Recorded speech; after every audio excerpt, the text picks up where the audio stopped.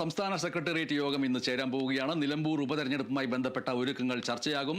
സ്ഥാനാർത്ഥിയെ സംബന്ധിച്ചും പ്രാഥമികമായിട്ടുള്ള ചർച്ചകൾ നടക്കും. UDFന്റെ സ്ഥാനാർത്ഥി ആരാണ് എന്നറിഞ്ഞ ശേഷം മാത്രമേ CPIM സ്ഥാനാർത്ഥിയെ പ്രഖ്യാപിക്കാൻ സാധ്യതയുള്ളൂ. ഇതുമായി ബന്ധപ്പെട്ട് ഉപതെരഞ്ഞെടുപ്പിൽ ഇടതുപക്ഷ ജനാധിപത്യ മുന്നണിക്ക് അനുകൂലമായ സാഹചര്യമാണെന്നും CPIMനെ സംബന്ധിച്ചും ഇടതുപക്ഷത്തെ സംബന്ധിച്ചും PV അൻവർ അടഞ്ഞ അധ്യായമാണെന്നും LDF കൺവീനർ TP രാമകൃഷ്ണൻ പറഞ്ഞു. PV അൻവർ എന്നത് CPIMനെ സംബന്ധിച്ചും ഇടതുപക്ഷ ജനാധിപത്യ മുന്നണിയിലും അടഞ്ഞ അധ്യായമാണ്. ആ ചാപ്റ്റർ അവസാനിച്ചു കഴിഞ്ഞു. ഇനി അൻവറിനെ സംബന്ധിച്ചിടത്തോളമുള്ള ഏതെങ്കിലും ഒരു പ്രശ്നം ഇടതുപക്ഷ ജനാധിപത്യ മുന്നണി നിലനിൽക്കുന്നില്ല. ഇടതുപക്ഷ ജനാധിപത്യ മുന്നണിക്ക് അൻവർ ഒരു പ്രശ്നവുമല്ല.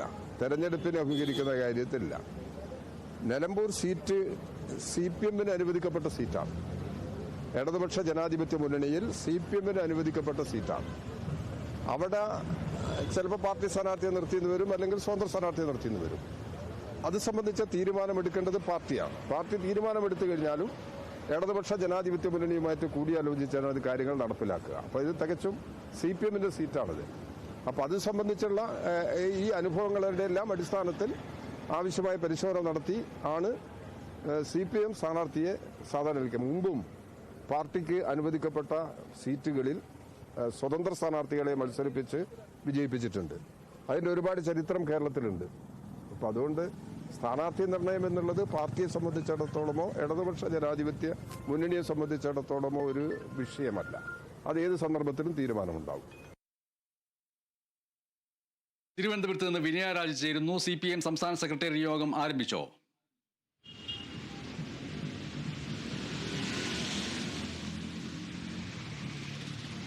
MS അല്പസമയത്തിനകം തന്നെ CPIM സംസ്ഥാന സെക്രട്ടേറിയറ്റ് യോഗം ആരംഭിക്കും.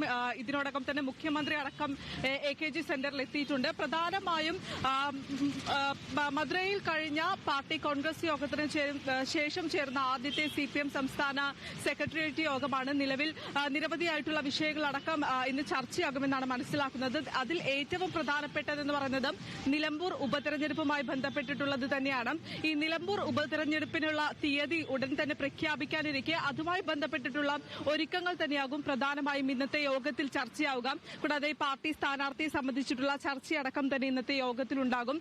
എന്നാൽ പ്രധാനമായും ഒരു UDF ഒരു സ്ഥാനാർത്ഥിയെ പ്രഖ്യാപിച്ചതിന് ശേഷം മാത്രമായിരിക്കും CPIM സ്ഥാനാർത്ഥിയെ പ്രഖ്യാപിക്കുക എന്നാണ് മനസ്സിലാക്കുന്നത്.